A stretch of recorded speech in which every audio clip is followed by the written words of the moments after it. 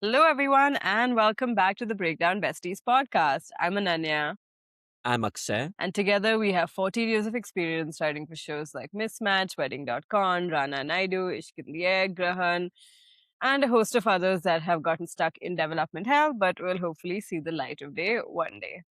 With the Breakdown Besties podcast, our goal is to give you a film school experience where what we believe they do is essentially watch a bunch of movies, see how the scenes, story, dialogues, everything about it is constructed, deconstructed, see what works, what doesn't work, what makes all the gears turn, and then use all that information and put it in their own writing so that our scripts can be as iconic as those of our phenomenal Bollywood films.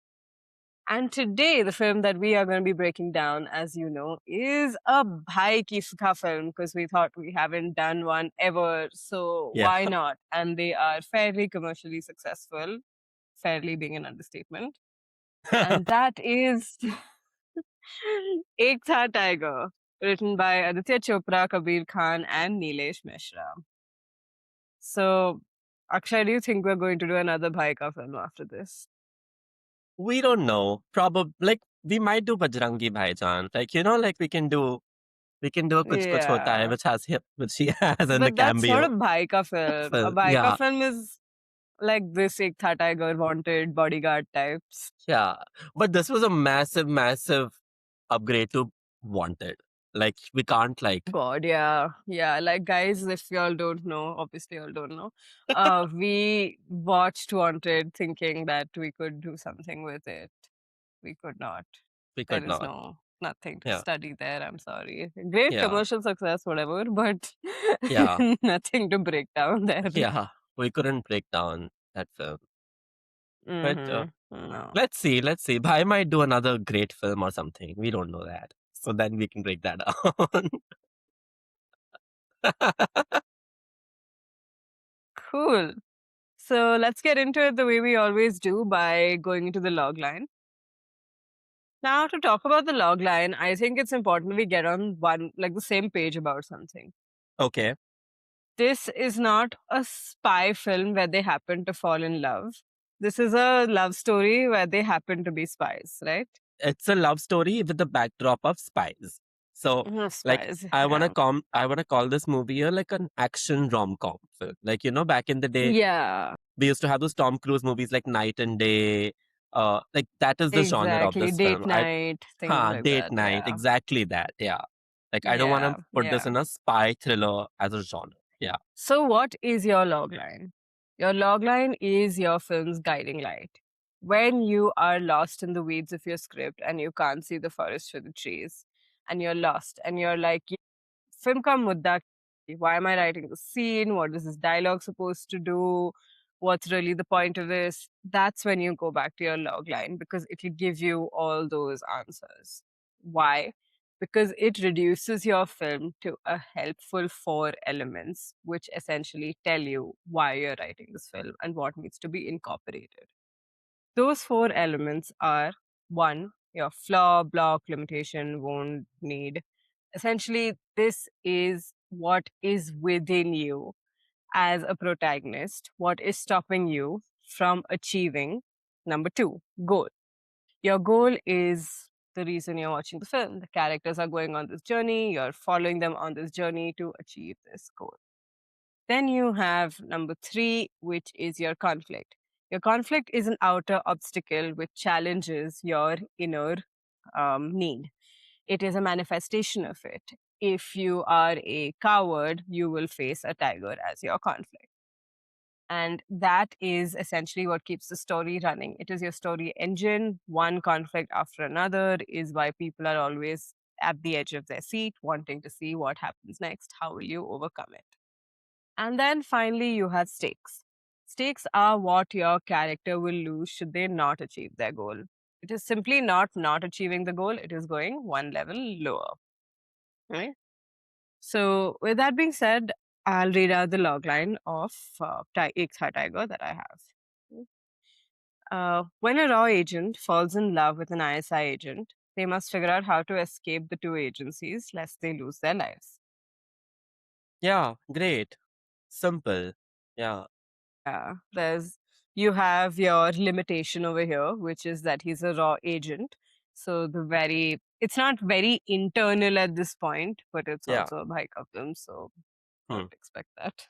Yeah. And it is the fact that he's a raw agent, he's very patriotic, duty comes first. So there is that inner sort of sense of patriotism and service to the country, right? Yeah. And that's something they established in the film, that love will never be a priority. Yeah, So right up the top. Yeah, yeah, yeah, yeah. so that essentially becomes a part of his raw agent personality, right? That comes with the Yeah, territory of the job. So hence j- that becomes the block to him, for him to like not be able to achieve his goal. absolutely. Yeah, exactly. The goal is figure out how to escape, because once they fall in love, they have to figure out how to escape the two agencies. And the conflict is the two agencies because they are a representation of the patriotism, the nationalism, the service, all of that. And these guys, by falling in love, an Indian and a Pakistani, especially spies, they are going against what these agencies represent. So the agencies become the conflict, the thorn in their sides, right? And lest they lose their lives, that's the stakes, because they both of them have a lot of sensitive information about both countries which they could exchange. You don't know who's on whose side, so the agencies will kill them for being together, Yeah. And right? the other embedded stake in this is that I feel they will, if they choose to not die, like if they choose themselves over their life, they will lose the love of their life, which Yeah, rarely they happens in lose this each case. other. So they lose each Yeah, other, and if not that, then they lose their life. yeah, Yeah. perfect, perfect. Yeah. Those are great. Okay, so that is your log line. Let's go into the hero's journey next, right? Let's do So that. your hero's journey is your structural spine of your film. It tells you the journey that every hero goes on when they set out to achieve their goal that is out of their comfort zone and do something new. In this journey, which every protagonist and even us in our lives go through when we set out to do something new, there are these inevitable turning points that we meet in our journey. And those turning points give us emotional boosts to the films and help the audiences stay in their seats while providing them with a cohesive emotional journey of what happens after the other. So let's start with the hero's journey of Ek Tha Tiger. First, you have the ordinary world. The ordinary world, you see that Salman Khan is a spy. He is very patriotic. He has all the skills a good spy would need. Quick, he's sharp, he's smart. He will never let go of his role as a spy. He never wants a desk job. That. And we also see that he is considering the idea of love. He's toying around with it, but he is told that love and being a spy don't really coexist. Like it's a hard Yeah. life, right? Yeah. And then he gets posted to a new mission in Ireland where apparently a professor is giving all his research information to the ISI. Over there, you have your call to action. Your call to action is where your hero is called and said, come, come, time to go after your goal, time to achieve what you want. And over here, because his goal is actually falling in love, the call to action is meeting Katrina Kaif's character. She is a dancer, a caretaker in the professor's house, and she sees him. And the moment she sees him, you have the refusal of the call, where she says that, get out of here. Right? Your refusal of the call is essentially when you are trying to go after your goal or you're being called to action, and either you or someone outside of you hesitates and says, nope, you can't go after this goal. This is not for you. Bye. Right? Then you have meeting the mentor. Meeting the mentor is when you meet a character who has been on the journey that you are going to go on and tells you that if your goal is to slay the dragon, here I am giving you the sword. Yeah. We don't have a mentor, right, in this No, case. we don't have a mentor. No. Yeah. Hmm. Salman Khan needs no mentor, you. Anyway. And then you have crossing the threshold. Hmm. Crossing the threshold is when you take one definitive action into your new world and essentially say that I am here, this is the point of no return, and I am not going back into the old world. I will be chasing my goal. Over here, this sequence is the one where Salman Khan is still waiting for Katrina Kaif on the bench outside the house. Hmm. He goes with her. He says, I'm looking for a hotel. Can you help me? He fakes that all the hotels are full until he drops her off to her hostel. Then he goes and he sleeps on a bench outside her hostel. She obviously spots him because he has strategically positioned himself to be found. And then he climbs up the pipes, and after a little bit of banter, as is normal for a rom-com, she allows him into her friend's room, and he also cooks for them, and that is when he is integrated into her life. Yeah. So Yeah. they has crossed the threshold into her life. Then you have tests, allies, and enemies. Tests, allies, and enemies is this phase of your hero's journey where now that they're in the new world and they're not willing to go back, they are going to discover the lay of the land, who the people are, who their friends are, who their enemies are, etc. Over here, we have Katrina Kaif as an ally who later reveals that she's an enemy. We have Ranveer Shori's character who is also an ally. And then we have the Pakistani spies who are coming after, or some Pakistani people who are coming after Salman Uh, Khan's character, yeah. right? And in this, Salman Khan wins over Katrina's trust. He hates that he has to lie to her and say that, I'm not a spy, but I am someone called Manish Chandra, who's a writer. Slowly, they begin to fall in love and they almost kiss. Yes. That Yeah. almost kiss is your approach to the innermost cave. Because if your goal is to slay the dragon and steal the bag of gold from under them, you approach the cave where the dragon is at this point and try to get that bag of gold. Over here, they almost kiss, but something stops Katrina Kaif from going all in. But it is evident that she has feelings for him, that they are both on the same page when it comes to how they feel about each other. Then your next stage is the ordeal. Your ordeal is when you have now retrieved the bag of gold from the dragon, but the dragon is coming after you. You've not managed to slay them, or the dragon's keepers, everyone is chasing you, and you are trying to escape and get away unscathed. Now, the ordeal here is a very long sequence, I think. Yeah. Right?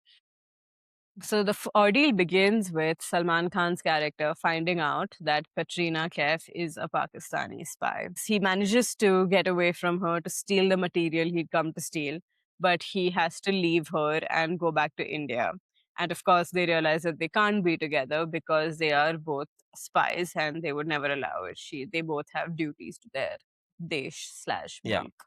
Yeah. And then Salman Khan goes back to India. He's a hollow husk of his former self. He asks for a desk job this time around.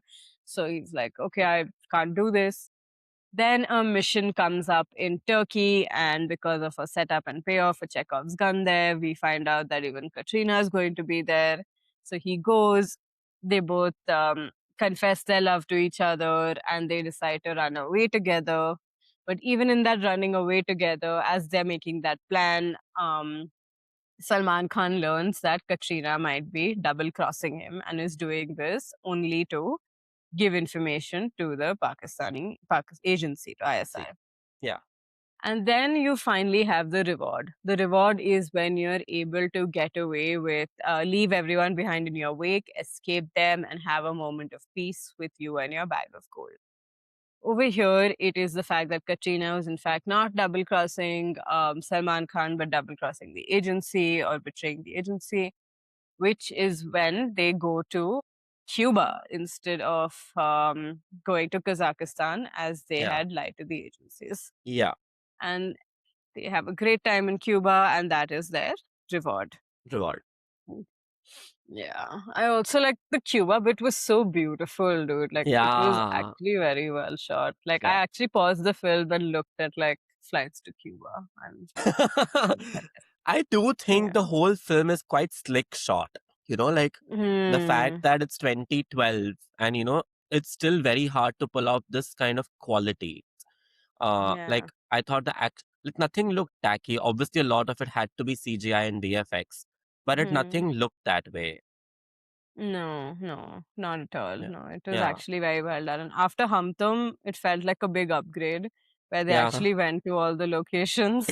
Anyway, then you have the way back. The way back is now that you've got your prize, you are headed back to your old world.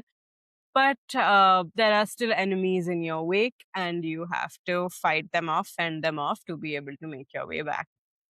Over here, it is that both the agencies are coming after them, and after a robbery gets reported, the agencies find out that they are in Cuba, and both come after them.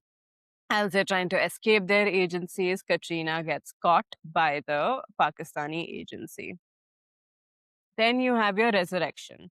The resurrection is your characters coming back to their life, the phoenix rising from the ashes after they have been taken out completely on the way back by the forces that are against them. In this case, resurrection is a big sequence. It starts when Salman Khan tries to get Katrina's character released from the ISI, all the way to the two of them escaping in a plane and flying into paradise.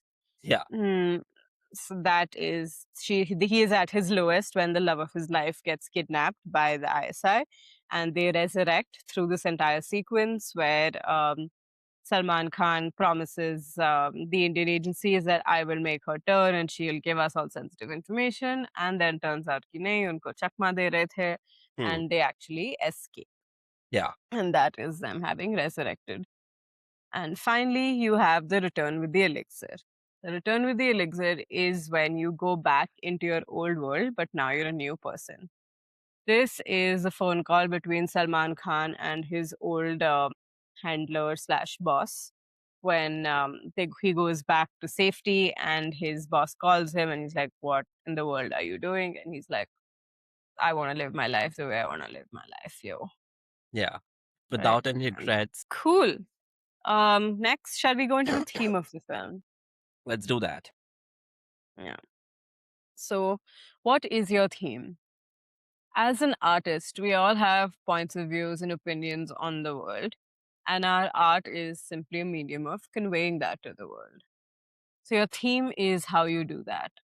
In films, it is posed as a dramatic question, where you ask a question, and by the time you get to the resolution of the film, by the actions the characters take, you answer that question. In this film, the theme is what's more important, the love of your country or the love of your people, or your Yeah. love of your life, right? Yeah. So Correct. it's Simple. almost like Razi, right? Kind of in Yeah. that sense. It's like a less emotionally complex version of Razi, Yeah. Yeah. Yeah. Correct. where I wonder if this is the second spy film that we're doing, which also has the same theme. I wonder if all spy films have the same theme. It generally they do that. Like that's the Hmm. most obvious one where uh especially in a country like ours where patriotism is considered so important as a um Hmm. parameter, right? To judge that whether Yeah. you're gonna go on this journey or not. Like everything sort of balances on that. The moment you say you're not Hmm. like you can't be in this job for saying like, you know what, I'm not that patriotic, but I'll do the spy job. Like, that's not gonna It's happen, cool. right? James bond पे बड़े हुए हैं अभी करना है. हाँ. Yeah, it's not that, right? Like you can't be Mhm. working for the government without having passion for the government. So Yeah. I think this will always be one of the themes in such movies. Yeah, for sure. Absolutely. Yeah, So, and it's always like a good conflict. It's like many versus one, right? It's like yeah, kind of like the trolley problem. So, what is yeah, the thematic answer there? yeah, So, yeah, and over here, the theme is not subtle at all. mm, It yeah, is established right from the get go when Salman Khan is having a conversation with his boss, yeah, and they talk about love. And it's very openly said that, okay, love and being a spy cannot coexist. Your patriotism comes first. This kind of lifestyle where you're always on the go, where you're always doing something that is risky, isn't conducive to having a partner in your life. yeah, And one thing I will say about the theme here is how they've taken it one level ahead. So one or pushed it because they're obviously not talking about falling in love with a Pakistani agent, right? They're just talking about falling in love in general. Yeah. But how do you push that? Because Hmm. in your films, you exist on extremes, right? You don't exist as, okay, in middle grounds that, okay, Yeah. he's going to fall in love with a normie and Hmm. what trouble is going to come to him then. Then that they've already kind of done in one scene where Hmm. he comes back from his job and everyone is just like, ye kaun hai? Ye kahan Yeah. se aaya hai? Like he keeps disappearing for months. All the women are like, oh, he's so handsome. Yeah. But like the men are like, acha, he's some gali ka gunda type. So what? Look at him. He's Hmm. got all these marks on his face. So Yeah. it would just be that on steroids, right? Like Hmm. if he had to keep this secret from his Yeah. normal partner. They're Yeah. like, how can we push this theme? Hmm. Falling in love, it's not just falling in love, it is falling in love with the person you just should never fall in love with. And that is the Pakistani spy. So there is something to be said, and I've said this in many episodes, about range. Hmm. That you have to always have things exist on the extremes in order for them to land emotionally. So Hmm. how can you make it so bad for your character that the theme is really amplified? You Hmm. know, where they really have to pick between country and person and love. And in case they were dating a civilian, it would still be like, okay, they can make that work. There's not such a Yeah. big ask. But Yeah. when you're falling in love with a Pakistani spy or mortal enemy, the choice is really amplified. The choice exists, it's real. Do you want your country or do you want this person who represents everything your country is fighting against? Hmm. So I think that was well pushed thematically. Yeah. Yeah. And I think like they've also answered this very easily, like the phone call in the end which which Avinash slash Tiger slash Salman has with his boss, and he says that I choose love over this, like, Mm, and I don't want to live with regrets. absolutely. It is Yeah, very clean in that very sense. There's clean. no gray over here. Yeah, yeah. Yeah. In fact, one scene I really liked, which also portrays the theme, which is, you know, how your characters are evolving across the journey, which Hmm, is when he gets on the plane with Katrina, and Katrina says that, okay, we're going to Havana, and I wasn't actually double crossing you.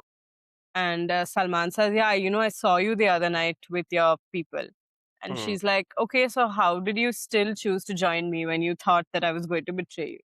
And he's like, I've always listened to my head, but now I hmm. thought I should listen to my heart.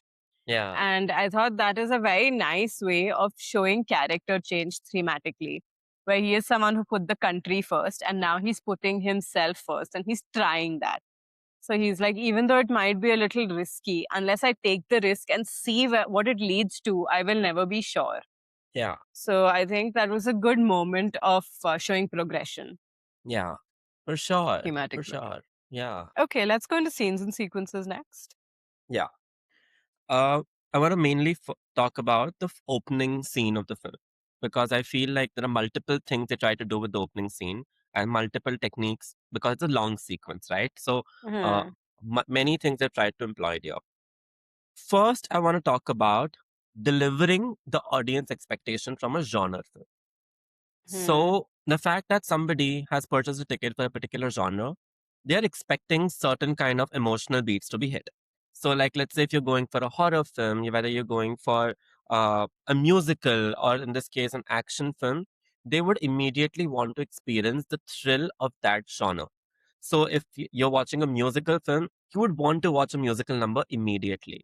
So, that's what La La Land does. Like, immediately the movie starts with a song in a horror sequence or a mystery film, like you want to get into that beat immediately. So they'll show like a murder happening or they'll show some sort of the horrorness coming through. This is an action film. This is what people want to watch. And especially an action film which has Salman Khan in it. So people want to watch Salman Khan doing action and stunts. So they Hmm. immediately, after establishing that this is Tiger, ye Tiger ki kahani hai, they immediately get into an action sequence. So I think that establishes genre very well. And there you've already built the trust of the audience that what you wanted, you're gonna get in this movie. So that is first thing they did with the action sequence. Hmm. The second one is that how much variety in this particular sequence you can give to your audience. So they try to do that a lot because it's a long sequence. Like people are really like just settling in. So you want to give them as much space and time and variety of things that they can do in this sequence. So in this sequence, it starts with a chase, then they proceed to guns. They proceed to like hand combats when Salman Khan is on the terrace. He uses the drawstrings to like sort of like capture the agency, capture the whatever the people who are looking up behind him. So that then it becomes a hand combat scene. Then at one point again chase comes. Then it becomes like a fighting with a knife slash dagger thing. So it becomes another escalation there. Hmm. And then you like they have a moment where like he goes on stairs like a slide, and then like he's shooting with guns. So I think that this sort of Hmm. variety to give into an opening sequence is like not just I would say a directorial thing, but it's something you have to script it in an action movie, because how can you Hmm. up the ante in like in such a short amount of time? Like again, delivering the audience trust immediately, but how can you do it well? So Abs- I thought that was a second technique in this opening sequence. Hmm. Now, the third one is using intercut to create tension. Um, this one you establish that Salman Tiger is after like some guy, and he immediately like captures him in his room. Now, if this was just one on one, you know, like it's Bhai, he's gonna win it, and he's also like a spy, so he's gonna win it. So you establish tension by showing that other people are also coming behind him. So you have this Hmm. moment where he is chatting with this fellow, sort of almost negotiating, where the other guy is like, "Oh, you can come with us. You know, we can give you money, this and that." And you simultaneously intercut that with people coming through, and you're just building Hmm. tension that like, what's gonna happen? Is he like, are they gonna come from behind him? Are they gonna shoot him from behind him? Uh, but and only to like put the action sequence in the first gear there. Uh, Yeah. so this sort of intercutting was important. Otherwise, it just falls flat. The sequence falls flat. Hmm. He would have just immediately killed your guy he was after, and he would ran away, and he would have run away. So like Yeah. that doesn't make sense. And Hmm. another small technique in this one, in one sequence they've used, is the setup and payoff. So when he is negotiating with the person he was after, who was he? Was he an ISI guy? I don't know. No, he was an Indian agent who had turned, Huh. who Okay. was selling information. Right. Right.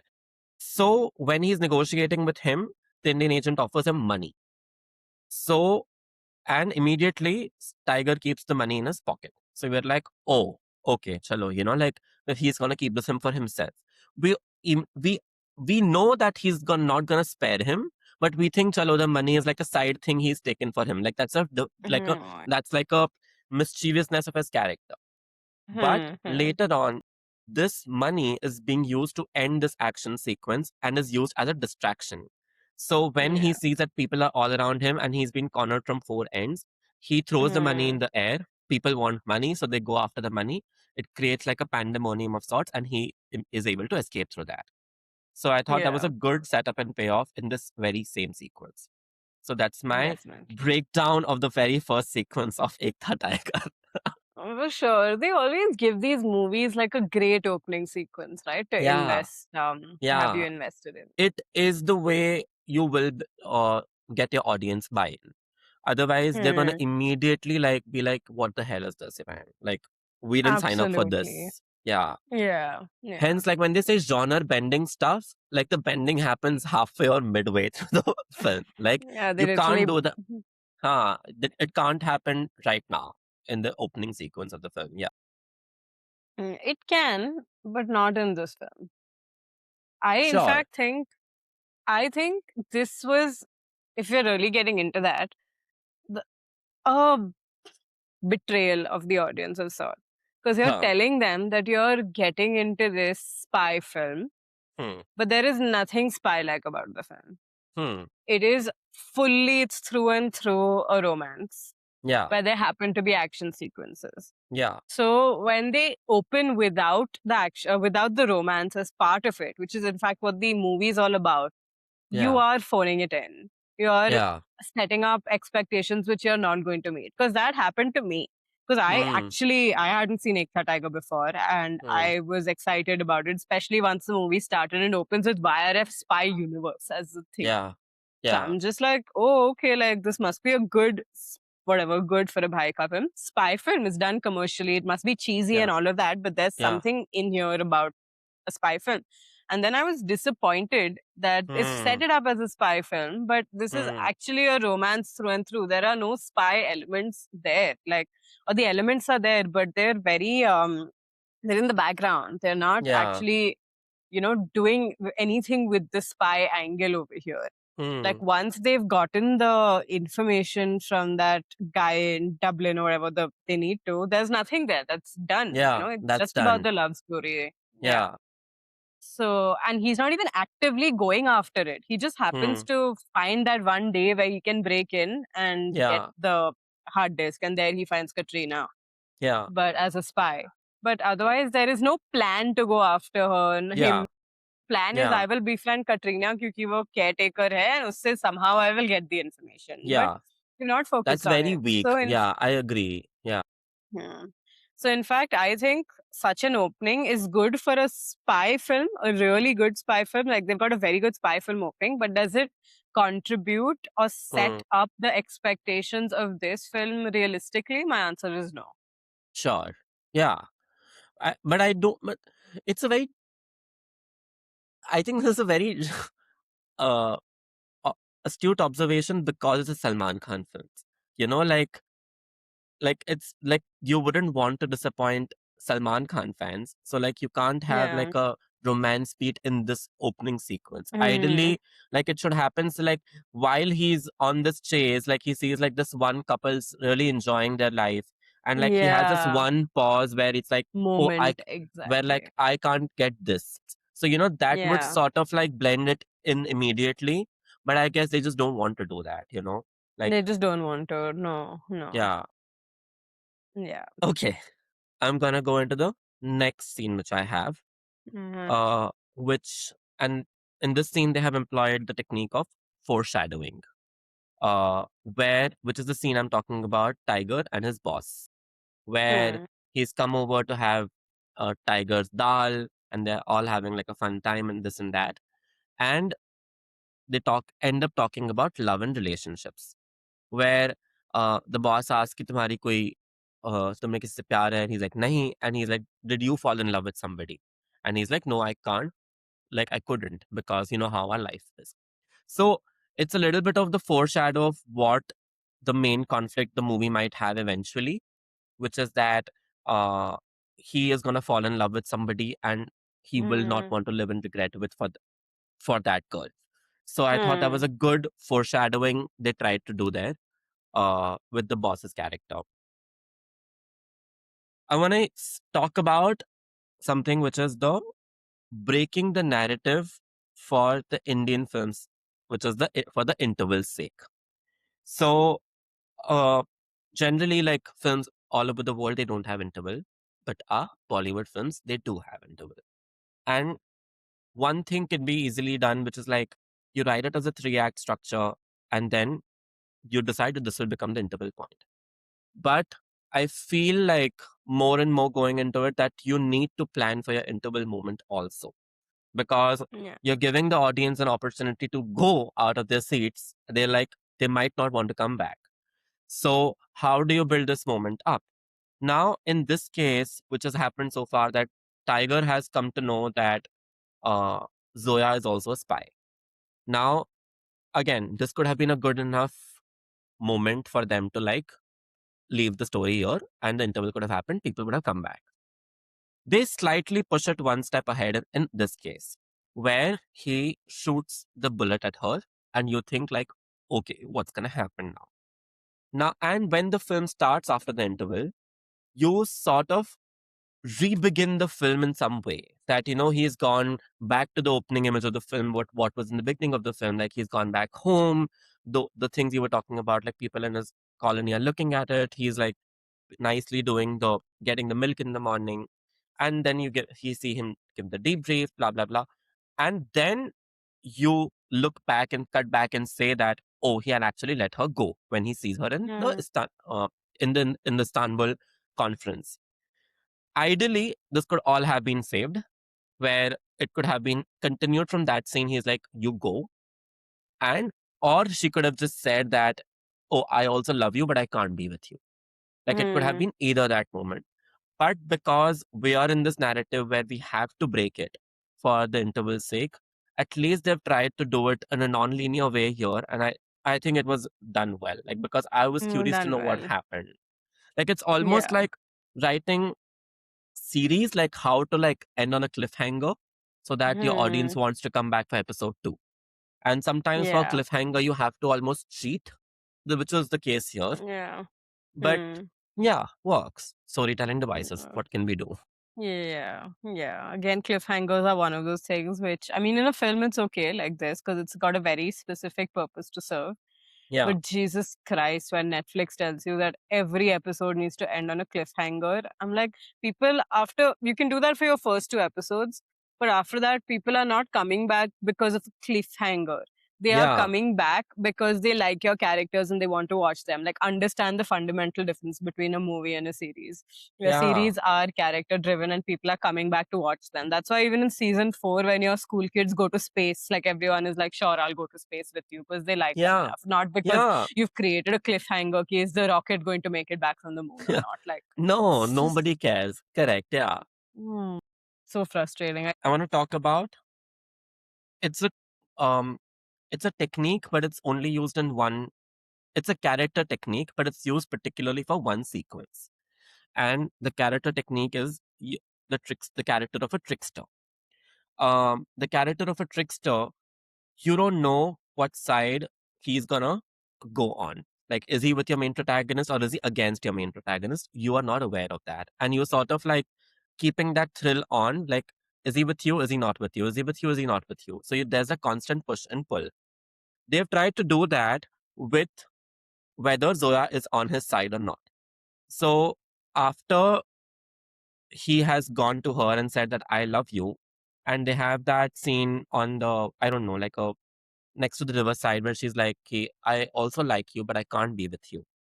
So now this is when this trickster character technique comes into play, going from here.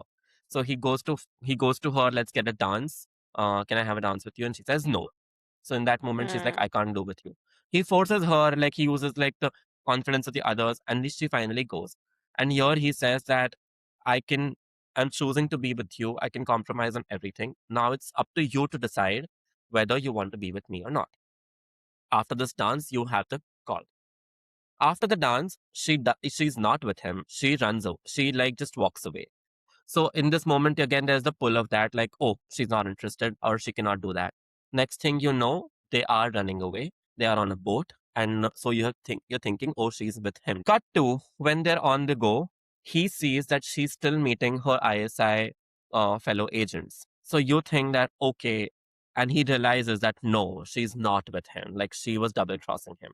mm, Now again, but so they're at the airport. So you're building on the thrill that is she with him? Is she gonna get him caught or not? Finally, she does escape from there and she takes him on the side and says that, okay, we're not going here, but we're going somewhere else. And that's the moment you realize, okay, she is with him no matter what. So this yeah. constant push and pull of this trickster character, I think they did quite well for that one sequence. It's not just that whether she's on his side or not, whether she will fight for their love or not. So Hmm. when they're on the terrace in Havana and they're being chased from both the ends, he is sort of like nabbed and she is free. And in this one moment, he looks at her and like is trying to assess her that does she give up or not. And in this moment, he also lets the other people beat him. Like he is like fully like held from both the hands and like he's like okay to take like people's kicks and punches because he's trying to assess her. And she also has Hmm. this look that where we think that she might just actually surrender and leave him. But Yeah. no, she Yeah. doesn't. She continues to run, and that's when he gets his mojo back and he continues to hit. Hmm. So I thought Yeah. this moment they have played out nicely in like tandem with her character. So Yeah. For I sure. thought that was done well. Another scene I want to talk about is in terms of how to create comedy. And we've Hmm. spoken about this technique in Bhool Bhulaiya, where you Hmm. give the audience information, but you don't give it to the characters. And because of the information gap, you create comedy, right? So over here, you have it with Salman Khan's character when he's a civilian, and you've just seen him come like in this action sequence. He's a spy. He's like killing people and whatever. He's got great technique. And then you come back and everyone is like, Arey, what does he do? Such a gali ka gunda. And Hmm. the reason it produces laughs is not because they say he's a gali ka gunda. It's because the audience knows what he was actually doing. And Hmm. this is the opposite of that. Because it's the opposite of that, it creates humor. Yeah. So giving the audience information which the character doesn't have, almost like Alfred Hitchcock's ticking time bomb, but here in the sense of creating comedy. Hmm. Good. And then there was another setup and payoff, which is very typical of spy films, which is where they have this dialogue where Zoya says, I'm Zoya, you can call me Z. Hmm. And then Salman Khan says, I'm Manish Chandra, you can call me Doordarshan, because Yeah. Z, Doordarshan. Yeah. Yeah. And then later, when the codes come in, like whatever the message is being sent from Pakistan, there is Z and Doordarshan in there. And that's how Salman puts it together that Zoya is actually going to be at this conference and she's calling him there. Yeah. Yeah. Good setup and payoff or Chekhov's Yeah. gun. I was thinking that moment is such a risky moment, right? Like anybody like would be asking, what are you typing, bro? Like, what are you sending? Yeah, like there was no Not senior overseeing yeah. Zoya's work. Yeah. Another thing I want to talk about is the action sequence where they're the one big action sequence in the film where they're using a tram as the setup. Hmm. And Salman Khan's essentially fighting a Pakistani agent spy, whoever's coming after him, and they use like a tram. And what I really like, and this has to be written into your script too, is using the elements of the world to create Hmm. action. And Hmm. obviously, your action director is going to come and refine everything you've written. Things are going to change based on location, production design, everything. But even in your script, it is essential that when you are writing your action sequence, you are using all the elements around you. It's kind of like when in Kartik Calling Kartik, we said it for the office romance, where Hmm. they're using the printer and, all of that to create things, to create conflict and moments in the world. Over here, too, within the action sequence, it's like, okay, the driver is being unseated, so what's going on there? Then you have the hammer for breaking the glass, how that is used in the action sequence to almost hit Yeah. someone. Then there's the railing, how Salman Hmm. Khan bashes him against the railing. Hmm. And then the tram goes off the tracks. It's almost Hmm. going to run into some cars, and how Hmm. he saves that. So they've Hmm. used all the elements of the tram to Hmm. lend to each moment of conflict. So it's Yeah. not like, acha, yahan se aag aa gayi, yahan se wo aa gaya. Nahin, it's Yeah. very contained within the world. And I think that's super important to do when you're writing any scene, is be true to even the micro world in which you're setting. Yeah. Yeah. For sure. Uh, because we're talking about this sequence, I want to talk about Hmm. tropes, genre tropes. And there's a very one important spy film trope, which, or like almost like a superhero trope or like an action movie trope, which is that Hmm.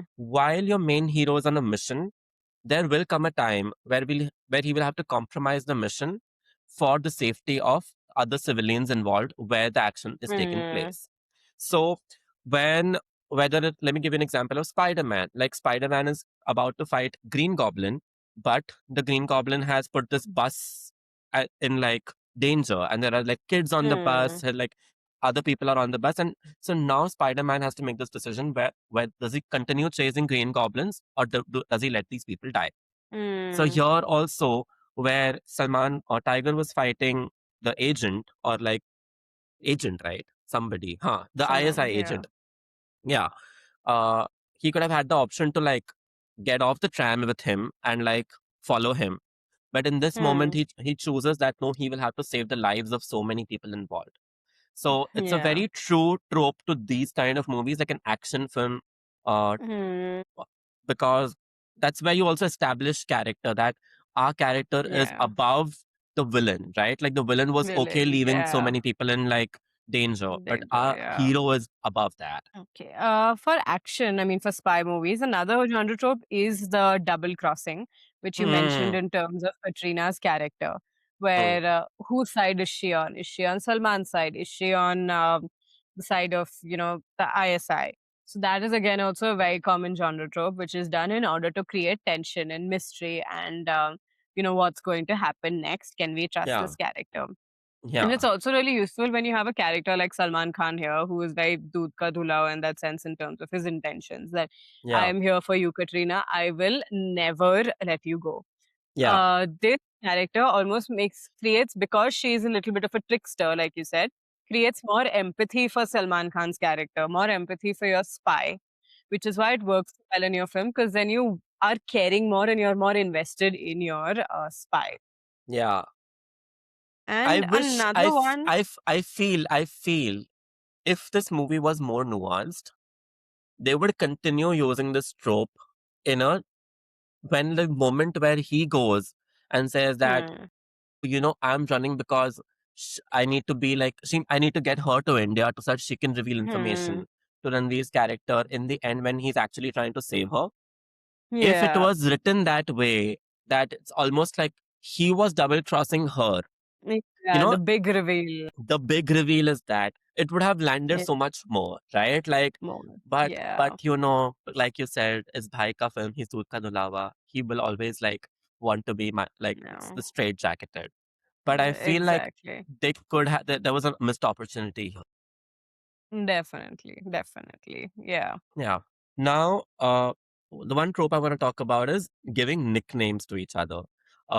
It's like almost like coining a term of endearment for the other person, so that but Mm. it creates like a moment of how you can tease them. It like gives you a Mm. constant push and pull, and like it's just like brings chemistry to that moment. So I'll Yeah. give you some examples. Like in Kal Ho Na Ho, Shah Rukh Khan calls her Chashmish. In Ye Mm. Jawani Hai Diwani calls her like Scholar Naina, and like in heated rivalry they call each other boring and asshole. That's established. And here Mm. she calls him kaddu. you know like Yeah. everything is like tum kaddu jaise ho, tumhara dressing kaddu jaisa hai, tum kaddu jaise mat ban ke aana. And like it almost sort Mm. of becomes like a blushing moment for him, like, oh, like so that's one genre trope of these romance movies which they have used here. uh, the other genre trope I want to point out is the grand gesture. uh, Grand gesture is a genre trope where uh, one of the characters, either at the beginning of their courtship, will do something, or while professing their love, that, oh, I love you, or like this is a big proposal for you, in a very big, grand way, so that the other person will sort of immediately met. And we do this Mm. because we like grand gestures, like in real life, and like you like people like do make an effort for somebody else.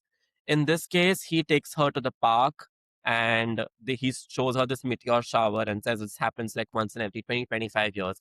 And it was like a big moment for them because that was the moment Mm. they almost had their first kiss. Yeah. So I thought this was a good genre trope they used in this one. For sure. Of course. Yeah, And then, of course, you have the meet cute, which is where characters meet and they get off on the wrong foot. The reason you do this is because if they fall in love, you need to give them a journey. And for yeah, that journey, you need to essentially have conflict and that conflict to get resolved and eventually fall in love with each other. yeah, So here it is where Salman Khan kind of goes into the house where Katrina is caretaking and he's not supposed to be there and she shoos him away, and the whole sequence that follows is a bit of a meet cute in that yeah, sense. Then we have another genre trope, which I call the transgressive touch, which is where you have to characters touch each other before it has been earned within the film. They find another excuse to, because that is the genre of your film. You need to start giving it to both the characters and the audience because that's why they're watching it.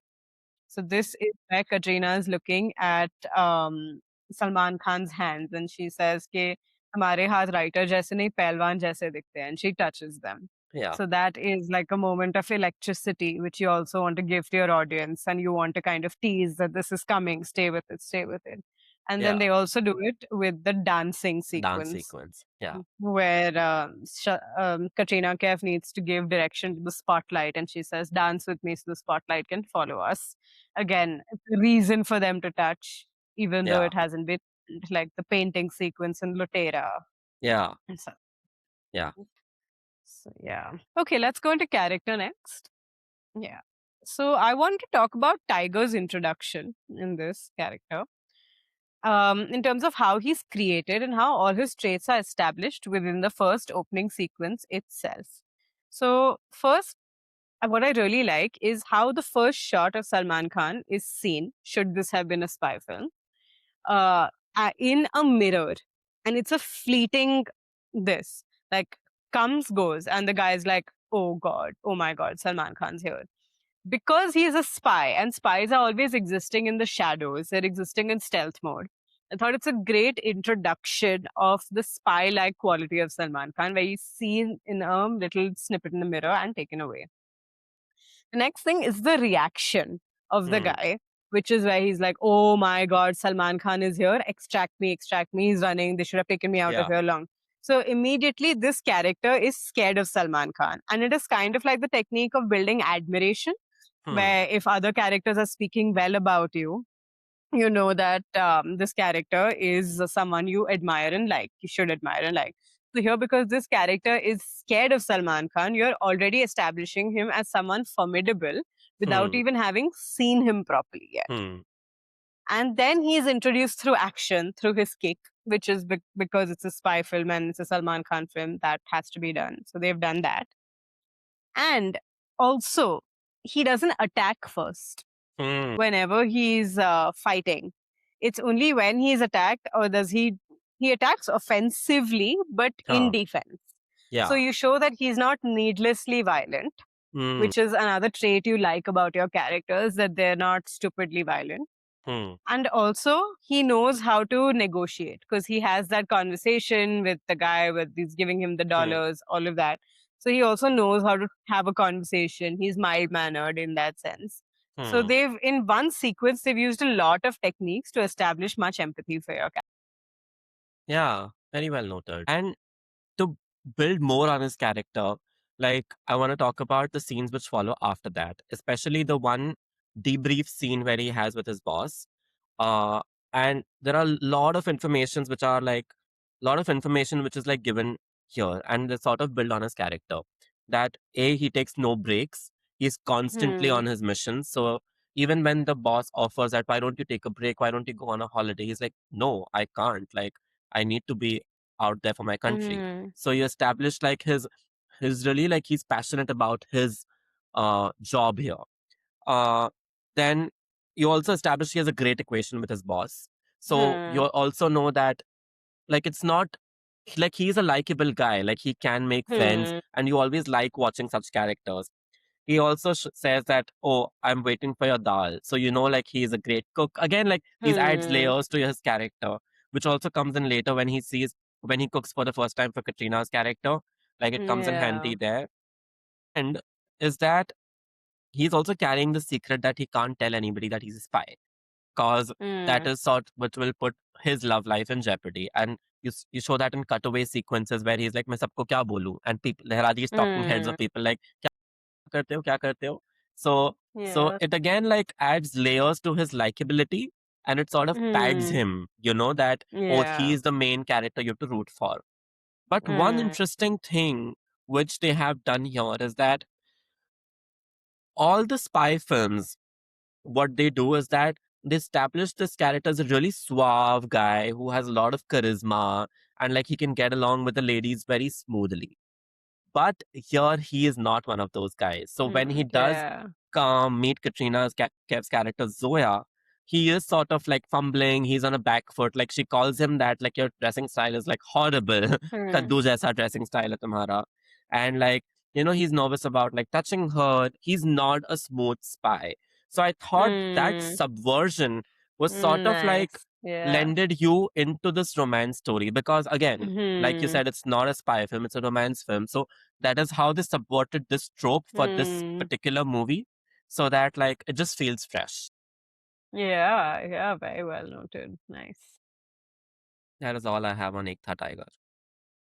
That is all I have on Ekta Tiger too. So thank you so much everyone for coming on this journey with us. We thought it was time we broke down a bike of film because of the commercial success that they are. And we otherwise only do films that we really enjoy. And I wouldn't say I didn't enjoy watching this. It was actually a fun no-brainer, which I didn't mind watching. Yeah, So it's not like we've done this, I think, to just Panda. breakdown of pander. Exactly. Yeah. Yeah. I mean, no one's paying us to do anything, so we only do Yeah, films that we like, that we want to watch, or that we think yeah, may have some merit. yeah. So similarly, but the only people we do pander to are you guys. So if y'all have any suggestions, any films you want us to break down, drop them down in the comments, shoot us a DM, shoot us an email. We will have a look along with any questions or anything else that you may have. And we will see you next Thursday on another episode of the Breakdown Besties podcast. Bye. Bye, guys. Hi again, everyone. Just to let you know, the next episode we will be airing next week will be the breakdown of Booth, starring Ajay Devgan and Urmila Matondkar. So, if that classic horror film is something you've been meaning to rewatch in a while or treat yourself to for the first time, do have a watch so that you can enjoy our breakdown having seen it beforehand. And we'll see you next Thursday. Bye.